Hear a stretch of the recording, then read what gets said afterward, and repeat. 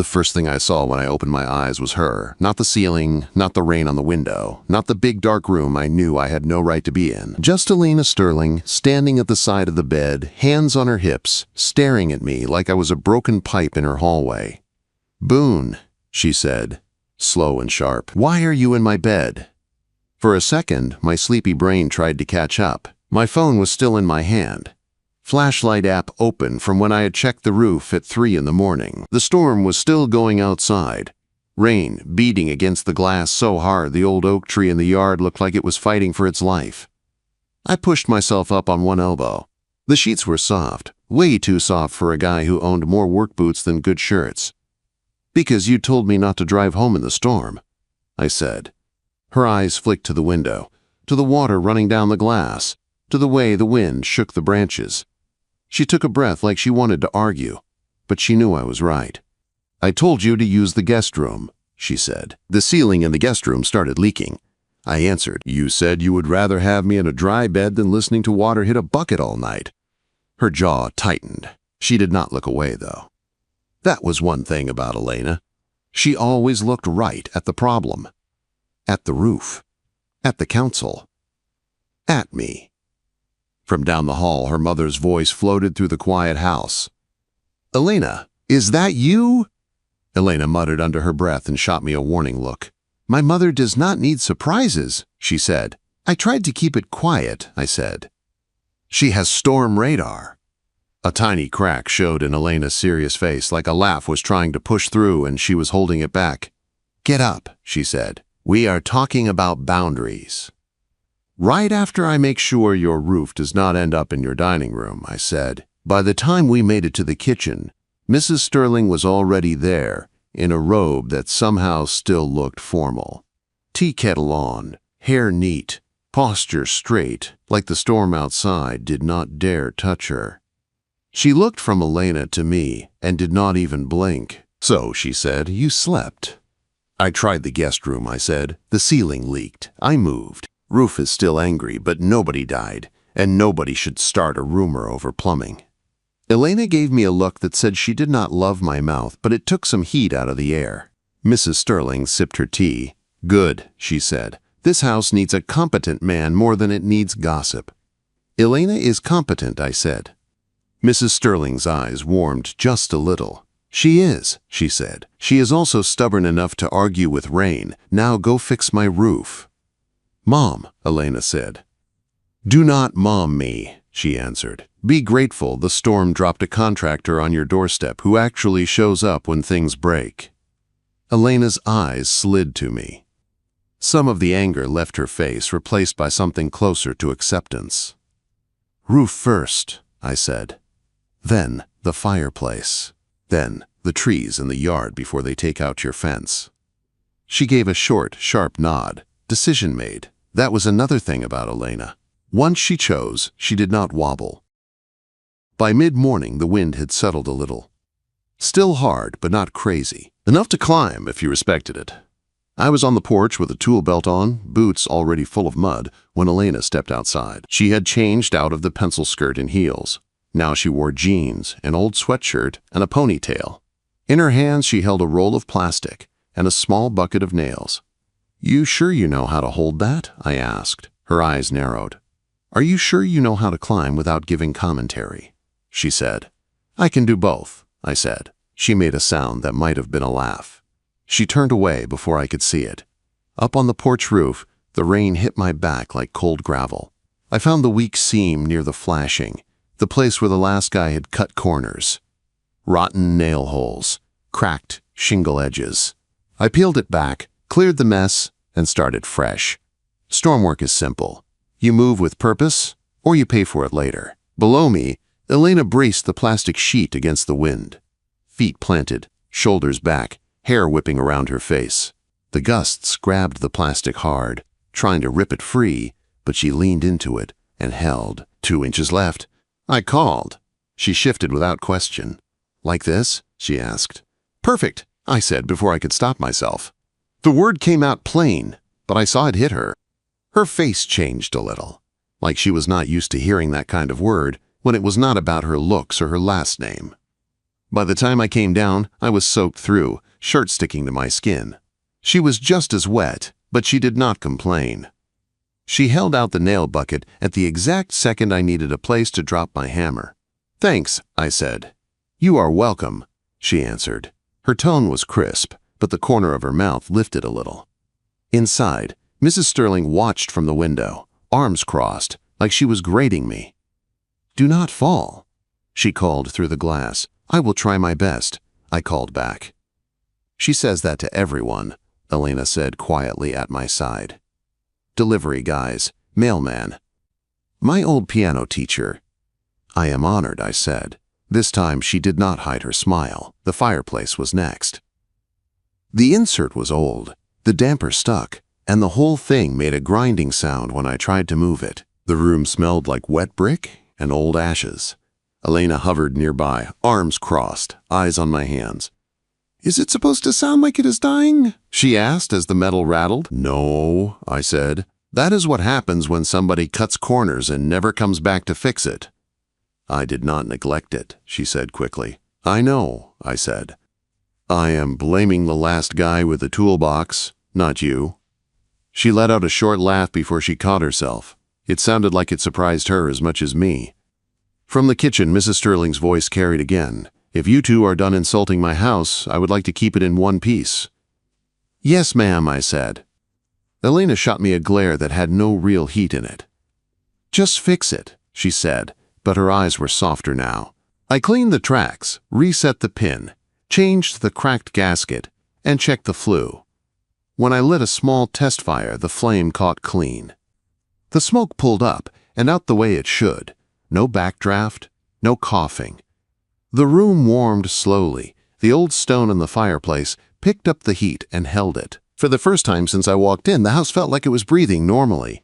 "It is quiet," Elena said. "It is working," I replied.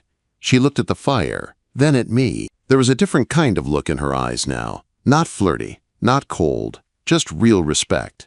The kind you get when you make a problem stop being a problem. Mrs. Sterling decided hard work meant I was not allowed to leave hungry. Roast chicken, potatoes, green beans. The kind of meal that makes you feel like you landed inside a family photo. Elena set an extra place like she wanted to argue about it, but knew she would lose. "We are not paying you with food," she told me. "We are feeding him so he does not fall off my roof," her mother said. I lifted my hands. "I am very open to this safety plan," I said. Elena rolled her eyes, but there was a smile hiding in there. Halfway through dinner, as rain tapped lightly on the windows and the fire crackled in the next room, I realized something. I had come here to fix a storm problem, but the real mess was not just on the roof. It was outside this house, in a town that loved to talk, in a council meeting coming up, and in the eyes of a woman who had spent way too long standing alone. When I stood to leave, Elena walked me to the front door. "You do not have to come back tomorrow," she said. Her voice was careful, like she was offering me an out. "I am coming back," I said. "Storm damage does not fix itself." "And your roof likes me now?" She looked at the drive, where rain still ran in small rivers across the gravel. Then she looked back at me. "Fine," she said, "but next time you stay in the guest room." "Only if the ceiling behaves," I said. She almost smiled again. Neither of us knew it yet, but the biggest leak in this place was not in the roof. It was in the way people in town were already twisting what happened last night.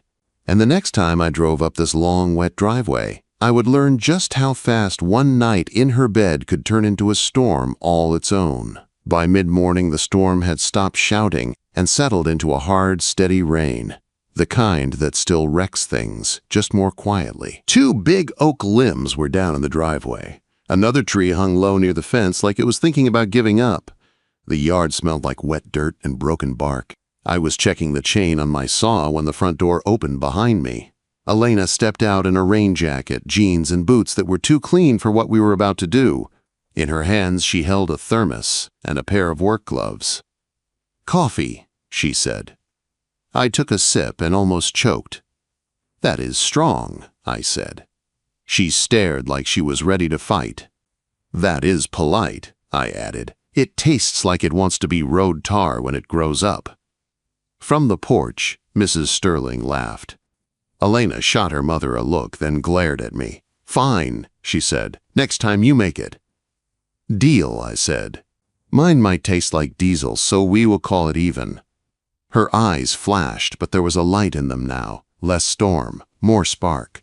I started on the first limb, cutting the weight in sections so nothing rolled where it should not. The saw buzzed through wet wood, and water soaked my sleeves. Elena watched for a minute, then stepped in without me asking, looping a rope around one heavy piece and pulling when I signaled. She did not flinch, did not complain. She just moved when it mattered. When the last piece slid out of the drive, she straightened, breathing hard, cheeks flushed from the cold. "You do not waste motion," she said. "Storms do not care if you are tired," I answered. Her gaze held mine a second longer than it needed to before she looked away. That was when I saw him. Near the gate, half hidden by the hedge, a guy in a hooded jacket stood with his phone up, aimed straight at the house, at us. As soon as he realized I was looking back, he jerked the phone down and turned away, disappearing into the thin rain. Elena followed my line of sight. "Who was that?" she asked. "Someone who likes cheap headlines," I said, "or someone paid to collect them." Her jaw set like concrete. "I am going to have a fence put there," she said. "One thing at a time," I replied. "Trees, then roofs, then fences, then gossip." Quote, "The hardware store was busy because storms never call ahead. I grabbed more nails, flashing, and a length of pipe. The clerk, a guy the first knew from half the job sites in town, leaned over the counter with a grin that already annoyed me. "So," he said, "you slept in her bed." I stared at him. "I slept in the guest room," I said. "Then I moved because the ceiling leaked. I am fixing damage, not auditioning for a show." He shrugged like facts were boring. "Folks say the Sterling place finally hired entertainment," he said. "Picture is already up on the gossip page." I paid, took the receipt, and walked out before I did something that would give them a different kind of story. By the time I pulled back into the driveway, Elena was on the porch. Her phone was in her hand. Her mouth was tight. She held the screen out to me. There I was, standing with a saw near the downed tree. Elena, in the background in that rain jacket, turned toward me. The photo was grainy and far, but whoever posted it did not care about quality. The caption did the work. "Storm leaves Sterling heiress with contractor in bed and on site. New project or new habit." Heat crawled up the back of my neck. Not shame, anger. Elena's eyes were burning. "Marcus is going to love this," she said. "Who is Marcus?" I asked.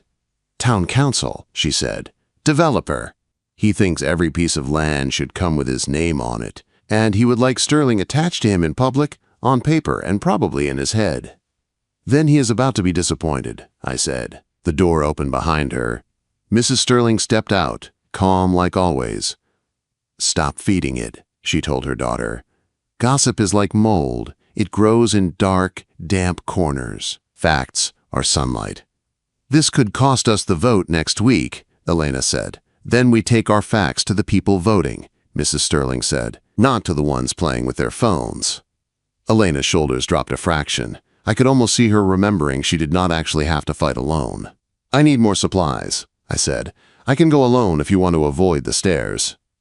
She straightened. "We are not hiding," she said. "If they want to look, they can look." So we went together. My truck always felt loud in town, even with the engine running smooth. At each light, I could feel eyes on us. People glanced, then looked away fast. A couple of teenagers actually pointed until Elena looked back at them. Then they suddenly cared a lot about a crack in the sidewalk. We stopped at the diner because Mrs. Sterling said if I worked through lunch again, she would throw a roll at my head. Inside, everything smelled like coffee and pancakes. The hostess hesitated when she saw Elena, then pasted on a bright smile and led us to a booth by the window. Elena sat with her back straight, shoulders squared, hands loose around her mug, like she was at a meeting, not in the center of a storm that had nothing to do with weather. That was when Marcus walked in. I knew it was him before she said his name, the kind of guy who makes a point of being seen. Nice coat, perfect hair, fake easy smile. He shook hands with two council guys at the counter, laughed too loud, then finally moved toward us. "Elena," he said, "you have been hard to reach." "Busy fixing storm damage, Marcus," she said, voice flat and polite. "Some of us work when the weather hits."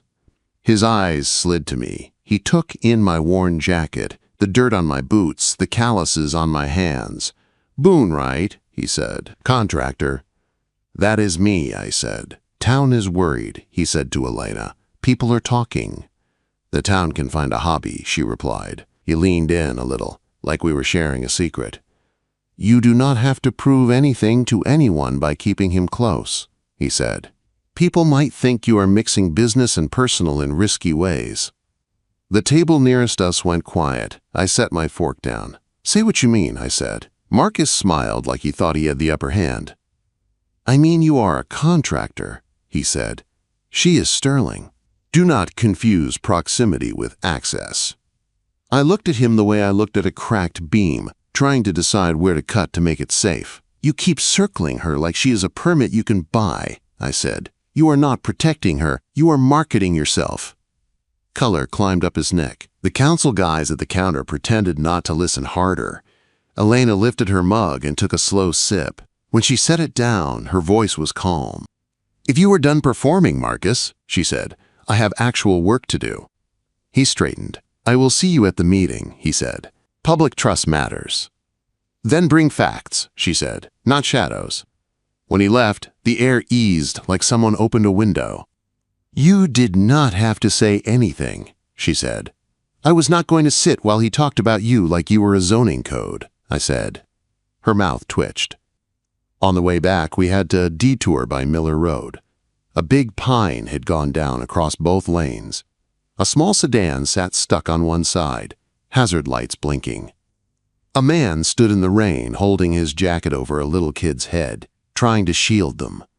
Elena looked at me once. I nodded. I parked at the edge, grabbed the saw, and walked toward the tree without ceremony. While I checked the weight and picked my cuts, Elena moved just as quickly in a different way. She talked to the man, calmed the kid, and then started waving cars around in a slow, safe pattern that kept everybody from doing something dumb. When the main trunk finally split and the heavy sections rolled off to the side, the father's shoulders dropped like a load had just been taken off them. "Thank you," he said to both of us. "I did not know what we were going to do." "Get home dry," I said. "Next time, check the weather." He laughed, shaky but real, and drove through the new gap. Elena watched the car disappear, then looked at me. "The town can say what it wants," she said. "I saw what you did." "Same," I answered. By the time we pulled back into the Sterling driveway, the clouds were lighter. The house stood the same way it always had, big and solid. The roof did not. When I checked the seam I had patched that morning, my stomach went cold. The new nails were bent wrong. The edge of the shingle had fresh scrape marks. Someone had lifted it and shoved it back badly. This was not weather. I felt Elena step up beside me. "How bad is it?" she asked. "It is not the storm," I said. "Someone was up here after me." Her face went still. "Marcus," she said. "I do not know who," I said, "but I know what it is." "What?" she asked. "Pressure," I said. "And it means this is not just about gossip anymore." Her jaw set. "Then tell me what you need," she said. "Because whoever thinks they can scare me out of my own house just started a different kind of fight." And for the first time I heard it in her voice, not just anger. "Trust." I took pictures of the bent nails and the scrape marks on the roof before I fixed them. Rain slid off the eaves in a steady sheet while I worked the seam again, this time deeper, stronger, tying it into the underlayment so it would take more than one angry hand to break it.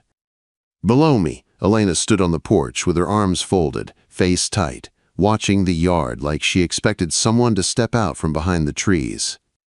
"This is not just about you," I called down. "It is about them wanting you scared."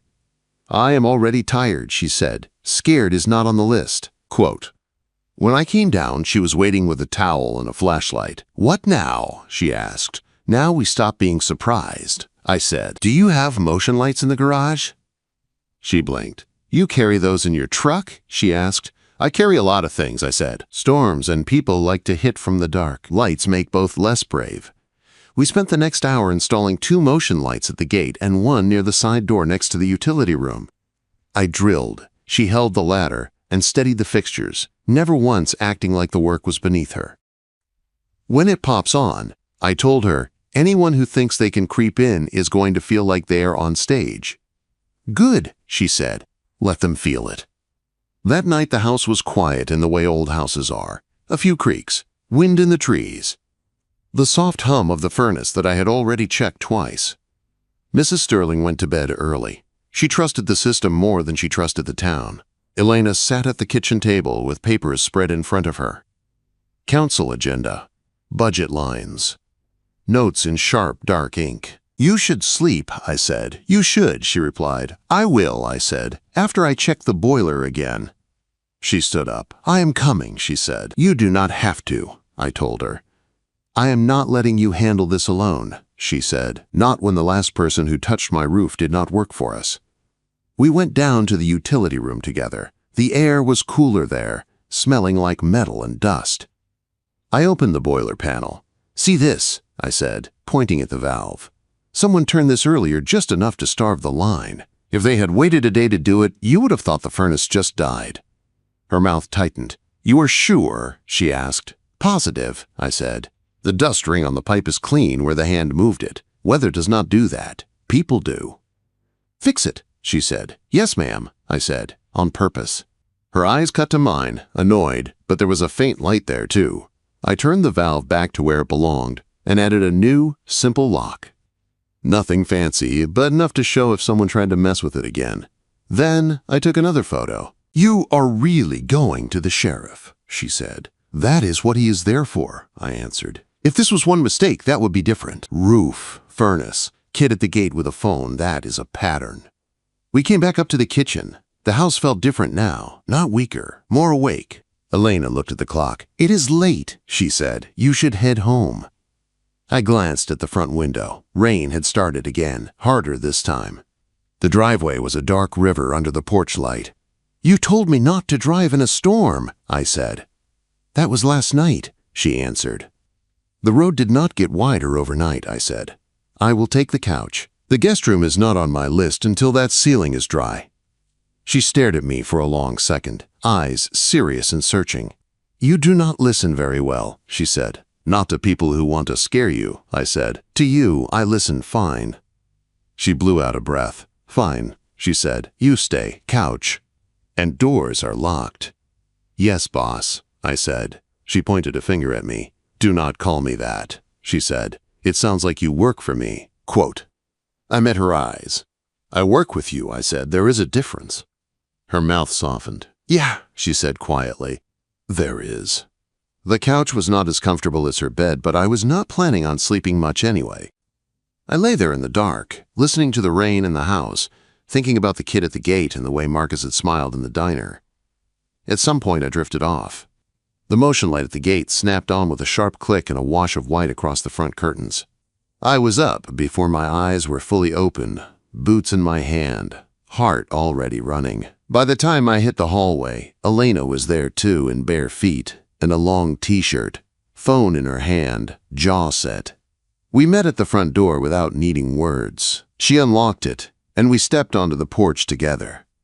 The yard lit up in hard white light from the gate. A shape moved near the side of the house by the utility door. Small, hunched, trying to hurry. Hey, I called, voice low but firm. Stop. The figure froze, then bolted toward the hedge. I took the steps 2 at a time and ran down the gravel, cutting across the wet grass. I did not tackle him. I just moved fast enough to get in front of him and then planted my boots. He skidded to a stop. He was younger than I expected. Maybe 17. Hoodie soaked, shoes covered in mud. His eyes jumped from my face to the house to the road, like he was looking for an exit that was not there. Elena stayed on the porch steps.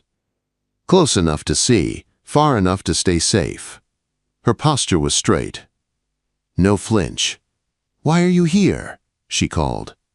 The kid swallowed. I was told to check the door, he said. By who? I asked. He clenched his jaw and shook his head. I took my phone out, raised it so he could see the camera light. "Then you can tell the sheriff," I said. "Because you are on video under a motion light on private property after midnight." Panic flashed across his face. "It was just a job," he said. "They said just jiggle the knob and take a picture." "Who is they?" Elena asked again. He looked at her like maybe it expected the rich woman in the big house to be softer somewhere. She was not. Her eyes were sharp and clear. "Leave," she said. "Right now. But know this. Next time the sheriff will be waiting." The kid hesitated one heartbeat, then ran. Down the drive, past the gate, out into the dark road. We stood there in the white light, watching him go. "That was not random," she said. "No," I said. "That was someone testing how far they could push." She wrapped her arms around herself for a second, not from cold, from anger. "This is my home," she said. "My mother's home. I will not be chased out by fake stories and cheap tricks." "You will not be," I said. "Not while I am standing here." Her eyes met mine. Something in them eased. "Come inside," she said, "before my mother wakes up and finds you doing security under her robe." Too late. The front curtain moved, and Mrs. Sterling appeared at the window with her arms crossed. "If you two are going to chase kids in the yard at midnight," she said as we came in, "make sure none of you die. I just got the roof to stop crying." "Yes, ma'am," I said. She gave me a look that was stern and fond at the same time, then turned to her daughter. "Call the sheriff in the morning," she said. "Have him bring extra forms. Men like Marcus hate paperwork." The next day we did just that. The sheriff came out, listened to the story, took my photos, and did not roll his eyes once at the word gossip. "Roof tampered, furnace valve turned, kid at the door, fire risk goes up," he said, making notes. "This is more than talk. If I can tie any of it to someone, they will have a real problem." "Can you tie it?" Elena asked. "Not yet," he said, "but people who play with matches get careless. They always do." When he left, Elena looked at the stack of reports on the table. "Council agenda, sheriff forms, photos. You still coming to the meeting?" she asked. "Yes," I said. "You need someone there who can keep his mouth shut until it matters and then say the right thing." "And that is you?" she asked. "Today it is," I said. Her eyes softened. "Then I guess I am glad you stayed," she said, "even if you do keep ending up in places you should not, like my bed and my boiler room." "You told me not to drive home in the storm," I said. "I am just following orders."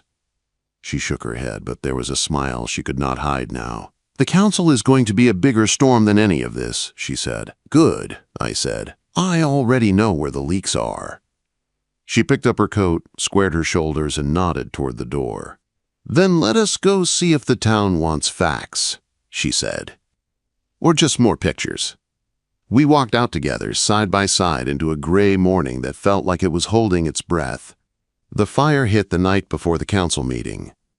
I was in the warehouse corner of the garage, sorting tools into labeled bins so I would not waste time hunting them later, when I smelled it. Sharp and chemical under the usual oil and dust. Burning. I dropped the wrench and ran for the back door. Elena was already in the hallway, phone in her hand, eyes wide but not panicked. "You smell that?"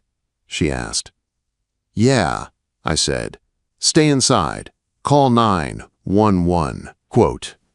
I hit the porch and saw it, a stack of old pallets shoved against the side fence by the trees, flames licking up the dry wood. The fire was still small, but it was close enough that if the wind shifted, the fence and the branches would go up like matches.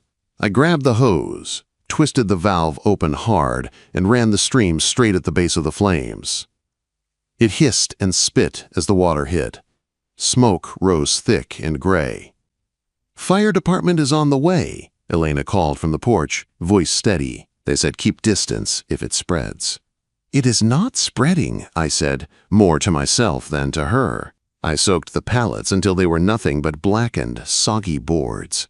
Then I pulled them apart with my boot and soaked them again. When I was sure the last ember was dead, I shut off the hose. Elena came down the steps slowly, eyes on me. "Are you burned?" she asked. "I am fine," I said. just wet again. Her hand lifted, hesitated, then rested on my forearm. Simple, light contact. It steadied something in both of us. "This is not kids playing," she said. "No," I said. "This is someone testing how far they can push you before you back down." She looked at the charred wood and then at the motion light glowing over the gate. "We are not backing down," she said. "Good," I said, "because I am not going anywhere." The fire chief and the sheriff both came. The chief checked the fence. The sheriff took more photos and shook his head. "Someone wanted a scare," he said. "They got themselves a report instead." "Can you charge anyone?" Elena asked. "Not yet," he said. "But this, on top of the other things, paints a picture. Bring your paperwork tomorrow. Let the council see who is being responsible." The next evening, town hall smelled like old carpet and coffee. The room was packed. People filled the wooden benches, some there for real reasons, some just to see if anything exploded. Marcus sat near the front, suit perfect, expression smooth. He did not look at us right away. He did not have to. Half the room watched him watch us. Elena sat at the long table with the other speakers. She wore a dark blazer and a simple blouse. No jewelry. No visible nerves. Her notes were in a neat stack in front of her. Reports, photos, invoices. I stood against the side wall with the contractors, hands in my pockets, feeling the weight of every eye that jumped from her to me and back again. The chair cleared his throat and called the room to order. "First item," he said, "storm damage reports, Sterling property, and proposed repairs and leases. Council member Marcus has concerns he wishes to put on record." Marcus walked to the front like he was stepping onto a stage. "Storms reveal weak places," he said. "In roofs, in roads, in leadership. The public deserves to know that contracts are awarded fairly, without special treatment, and that personal relationships are not clouding professional decisions." He never said my name. He did not have to. People shifted. A few phones lit up under the benches. When he sat, the chair nodded to Elena. "Miss Sterling," he said, "your response." Elena stood. If she was nervous, I could not see it. Her shoulders were straight, her voice clear. "I agree with Marcus on one point," she said. "The public deserves facts, so I brought them." She laid out a stack of folders and slid them to the edge of the table for the clerk to distribute to the council. "Those are copies of every bid for our storm repairs," she said. "Dates, amounts, and signatures. Boone Carter's contract is market rate and was reviewed by council staff before approval. You will also find inspection reports, photos of the tampered roof seam, the turned furnace valve, the attempted fire at our gate, and the sheriff's incident numbers for each." The room rustled. "Someone is playing games with our home and our safety," she went on. "It is not us." One council member cleared his throat. "Is there a personal relationship between you and Mr. Carter that influenced his hire?" he asked, blunt. Elena looked him straight in the eye. "He was hired because he is competent and shows up when it matters," she said. "That is the relationship that concerns this council." Marcus leaned toward his mic. "Rumors are quite loud," he said. "Rumors are not evidence," Elena replied. "If anyone has real proof of wrongdoing, they can present it. Otherwise, we should be talking about drainage and funding, not gossip." The chair glanced toward the back of the room. "Mr. Carter," he said, "since your name keeps drifting around the edges, do you have anything to add?" I walked to the front. My boots sounded too loud on the old floor. "Boone Carter," I said. "Contractor."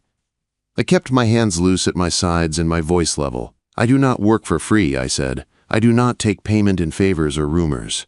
I signed a contract at a fair rate. I patched a roof that someone else later pried up.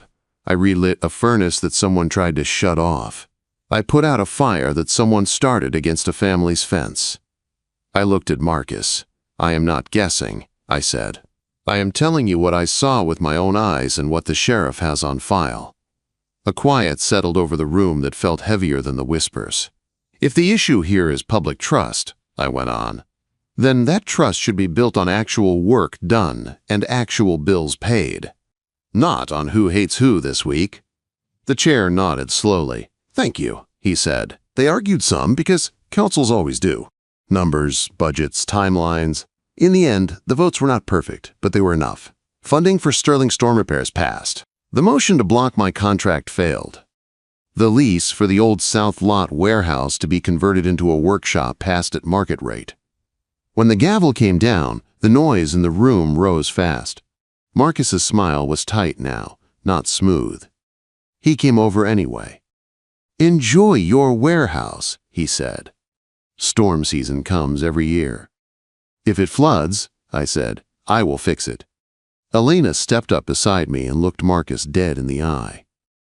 "And if anyone sets one more fire near my home," she said quietly, "I will make sure the sheriff has your name on his desk the next morning." He scoffed, but I saw the twitch in his jaw before he walked away. Outside, the air felt cleaner than it had in days. The sky was heavy, but the clouds were holding back for now. At the truck, Elena let out a long breath and leaned her hip against the door. "You did not have to speak," she said. "I was not going to let you stand up there alone," I said. Her eyes warmed. "I did not feel alone," she said. The warehouse on the South Lot was ugly and perfect. Corrugated metal. Concrete floor. Old oil stains. A little water damage around one drain. It smelled like potential and bad decisions from 10 years ago. Elena met me there the next afternoon with a folder in her hand and keys. "You are paying rent," she said. "Market rate. No discount. No favors." "I already signed," I said, taking the keys. "Good," she replied. "Now no one can say you are getting anything you did not earn." Mrs. Sterling showed up 10 minutes later with a casserole dish. "This is not payment," she said as she handed it to me. "This is gratitude. Payment is on paper. Gratitude is food." "Understood," I said. "I will cash both."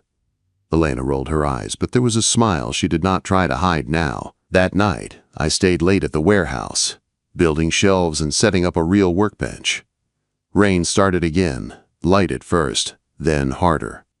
It drummed on the metal roof in a steady rhythm. The big door was half open when Elena walked in. She wore jeans and an old college sweatshirt, hair pulled up, no makeup. For the first time since I met her, she looked like she had stepped out of her life and into herself. "It already feels different in here," she said. "Because it has a purpose," I said. She looked around at the sorted bins, the humming small heater, the swept floor. I did not realize how much of my day was smiling at people who wanted a piece of something, she said. "Here, nobody wants anything from me." "I do," I said. She turned her head quickly. "What?" she asked. "I want you to be able to walk in and breathe," I said. "That is all." Her shoulders dropped, like some invisible weight slid off. She stepped closer, fingers brushing dust off the front of my shirt. "You did that," she said. "For the record," I said, "you told me to stay. I was just following orders." She laughed, real and easy, and the sound filled the warehouse better than any radio. Then she put her hand flat on my chest, right over my heartbeat, and rose on her toes. There was no pause, no question. She knew exactly what she was doing. She kissed me. It was not dramatic, not a movie scene. Just warm and sure, her fingers curling in my shirt, pulling me closer like she had already made this decision days ago and was finally letting it out. I slid one hand to her waist and held her there, careful and steady, not dragging her, not trapping her, just meeting her halfway. When we broke apart, she stayed close, breathing slow in the quiet. "The town is still going to talk," she said softly. "Let them," I said. "They can talk while we fix roofs." She smiled against my chest. Later, when the rain picked up and the road outside started to shine dark and slick, she glanced at the big door. "You should head home before it gets worse," she said. We stepped out into the yard. The sky was a solid sheet of gray, rain coming hard now. The driveway back to the main house already had small rivers cutting across it. "You know I have seen this movie," I said. "The one where the idiot drives home in a storm and ends up in a ditch." Quote. She looked at the water, then at me. I saw the moment she decided. "Fine," she said. "You stay, couch again, or the guest room, now that the ceiling is fixed." We made it back to the house soaked. Mrs. Sterling was in the living room this time, watching the weather report. "Storm warning," she said. "You are both staying. I am not fishing anyone out of a gully tonight." "Yes, ma'am," I said. Hours later, sometime after midnight, the wind rattled the windows and the rain hit harder. It sounded worse than the first night. I woke to a soft voice and warm lamplight. The bedside lamp, not the couch lamp. I blinked and realized where I was. Her room again. Same carved headboard. Same window with rain sliding down the glass. Same sheets that were way too soft for a guy like me. Elena stood at the edge of the bed in an oversized t-shirt and leggings, hair loose around her shoulders, hands on her hips, but her eyes were not angry now. They were curious and a little amused. "Boone," she said, same slow start as the first time, "why are you in my bed?" I pushed myself up on my elbows. The couch cushion imprint was still on my cheek.